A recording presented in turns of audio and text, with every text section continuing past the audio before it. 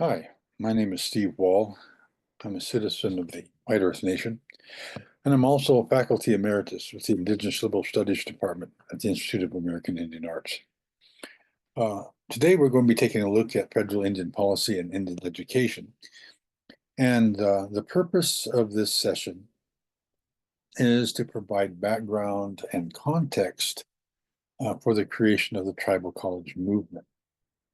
In the next few minutes, we will be exploring some early efforts at Indigenous education prior to the creation of the United States and prior to creation of Indian reservations.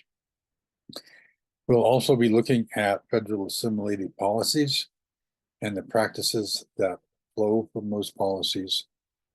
And I think the last thing we're going to be taking a look at is the Indian self-determination policies that came about starting in the late 1960s, and with that, the revival of tribal cultures and languages.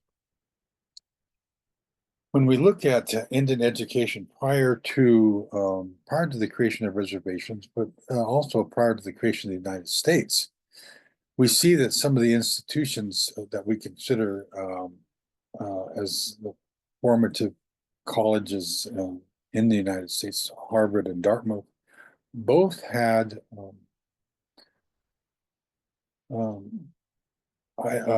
provisions in their charters for the education of American Indian students. And this has been important, particularly for Dartmouth, less so for Harvard over the last couple of centuries. But at that time, the idea of educating natives was not considered a federal responsibility. Similarly, for K through 12, the churches were those who took on the responsibility for educating Indian students. And starting in the East Coast and moving towards the West, churches, through their missionary efforts, often established church-based schools. Some of them were boarding schools, some of them were day schools, in order to fulfill what they saw as their responsibility. However, with the passing of the Civil War, and during the Civil War, the Homestead Act was made law, the West was being opened up for settlement. The Homestead Act provided 160 acres to any white male who wanted the land, as long as that person developed the land to a certain degree over a period of time. And if they did that, they would be given title to the land. The land would be deeded to them. However, the land in the West, particularly west of the Mississippi, but you could even say, Minnesota, to a certain degree, Wisconsin, those areas still had a lot of tribal people in them and living on their traditional lands. So in order to open up those lands, the natives had to be removed. Now, it was real clear that tribal people at that time and place were not going to go without a fight. They were armed. They understood how the United States operated militarily. And so the United States was up against a tremendous foe. At the same time, the United States was very, very tired of war. They had just lost almost 700,000 people in the Civil War. They're in debt. People were tired of the fighting. And so as the tribes began to resist being moved to Indian territory, or resist being moved to another regional Indian territory, something needed to be done. And so what the proposal was to get the tribes to sell these vast areas of their traditional land and live on a portion of that was set aside as a reservation. This became the plan, and either through force, through violence, actual violence, the tribes reluctantly gave up their traditional homelands for a portion of those lands.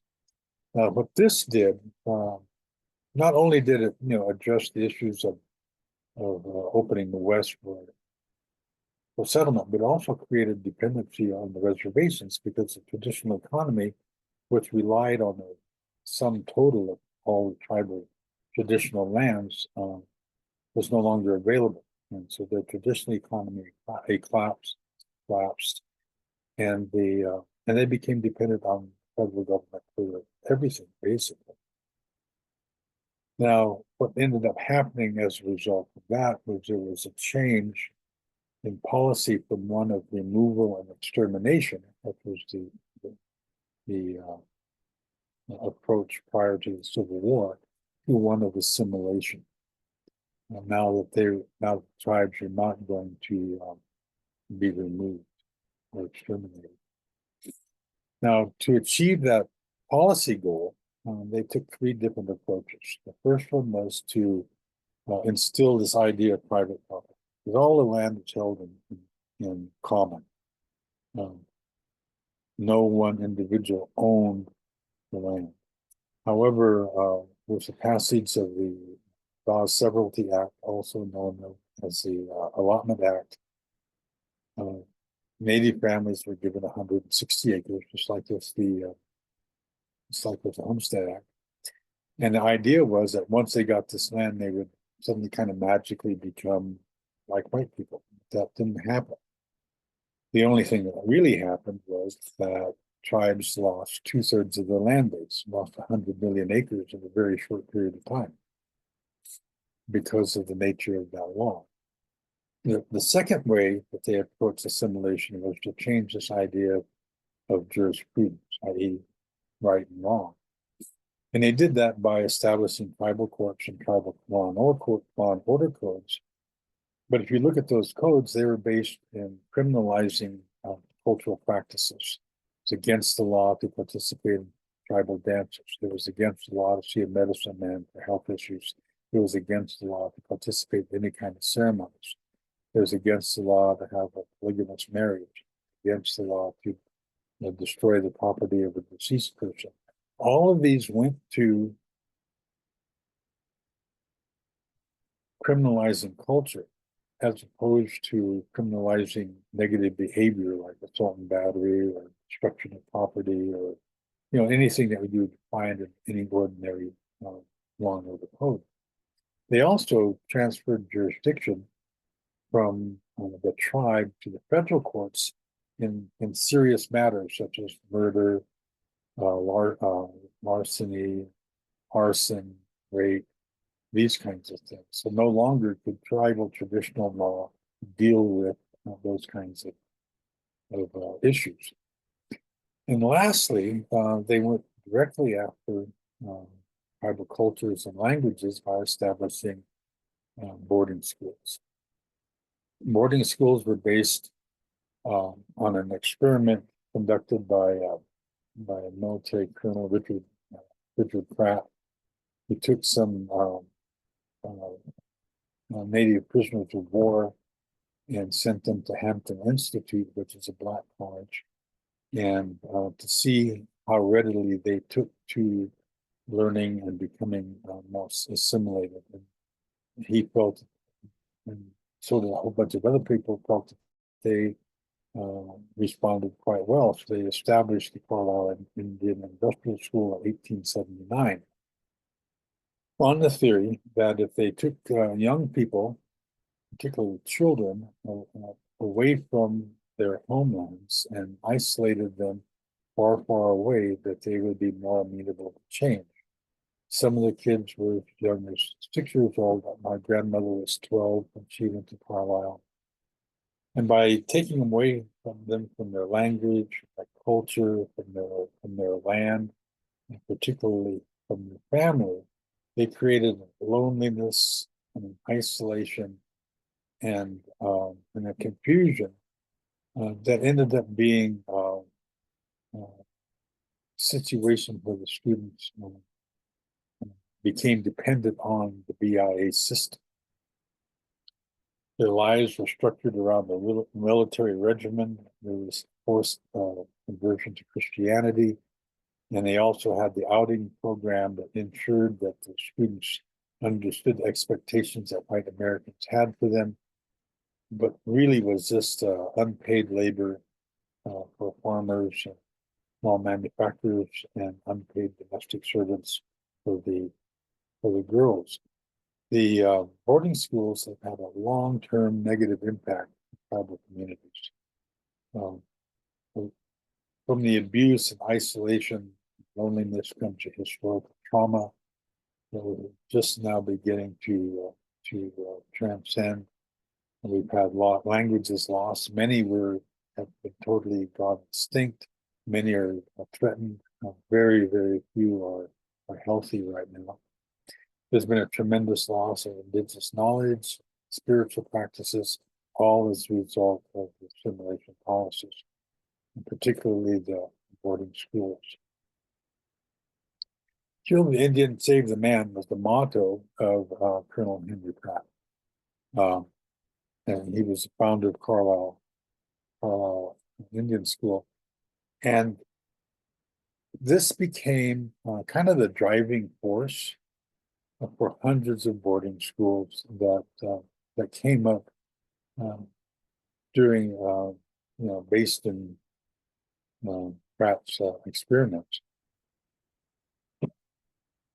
I think I saw a study where there was 538 boarding schools in the United States, not all operating at the same time, but most of them are federal. There were quite a number of religious schools as well. But the popularity of boarding schools for Native students was something I find very, very interesting, particularly in terms of its impact in destroying languages and cultures. But over the years, policy changed. I think that the Indian Reorganization Act took a hard look at the boarding schools and created day schools so that the children could stay in their homes, in the communities up until about the 6th or 7th grade. Then they went to the boarding schools. But still, it was a curriculum based on assimilation. Very, very few Native teachers, and those that were Native were not necessarily from that community, so there's no way that language or culture could be taught, or maybe even acknowledged. And then after World War II, we had the rise in the termination period, which is another effort of forced assimilation, primarily through relocation and reduction of services on reservations. And so, of course, boarding schools played a very large part in that process. However, a little over 50 years ago, in the late 1960s, early 1970s, Indian policy began to change to something we call self-determination. And self-determination brought a lot of changes into reservation life, but particularly in education. That whole self-determination attitude began to reduce the assimilative focus of the day schools and the boarding schools. There was a law passed that allowed tribes to contract for their schools. And so a lot of tribes created nonprofit organizations that would contract for and run their K through 12 schools. And this provided a way for language and culture to be integrated into that curriculum. The other major factor there was the creation of the tribal colleges and universities. Tribal colleges grew up in response to the idea that the only way a native person could get an education was to leave the reservation, participate in a curriculum and a social life that was totally divorced from the tribal experience, and then expect that person to come back and have some kind of positive influence in the community. And that wasn't going to happen. And a lot of times they didn't come back. And so tribal colleges began to establish themselves as a way of meeting the local need, whether it was language and culture, jobs, training, whatever the need was in the community, an institution of higher learning would be able to provide that within the tribal community. So what we see is that the locally controlled school boards, tribal colleges dramatically changed the educational landscape in the tribal communities.